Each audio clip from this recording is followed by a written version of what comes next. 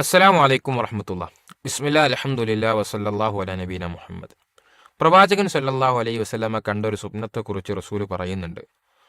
ഒരിക്കൽ രണ്ട് മലക്കുകൾ പ്രവാചകനെ കൊണ്ടൊരു മല കയറുകയും അങ്ങനെ ആ മലയിൽ പ്രവാചകൻ സല്ലല്ലാഹു അലൈഹി വസല്ലമ ചില ആളുകളുടെ ആർത്തട്ടഹാസം കേൾക്കുകയുണ്ടായി. പ്രവാചകൻ സല്ലല്ലാഹു അലൈഹി വസല്ലമ ചോദിച്ചു, ഇതാരുടെ ആർത്തട്ടഹാസങ്ങളാണ്? മലക്കുകൾ മറുപടി പറഞ്ഞു, അത് നരകക്കാരുടേതാണ്. കുറച്ചുകൂടി മുന്നോട്ട് പോയപ്പോൾ തല കീഴായി മരത്തിൽ കെട്ടിയിട്ട ചില വ്യക്തികൾ, അവരുടെ വായുടെ ഇരുഭാഗത്തു നിന്നും രക്തമൊലിക്കുന്നുണ്ട്. ഈ ഒരു ഭീകരമായ കാഴ്ച കണ്ടപ്പോൾ റസൂൽ സല്ലല്ലാഹു അലൈഹി വസല്ലം ചോദിച്ചു, ഇവർ ആരാണ്?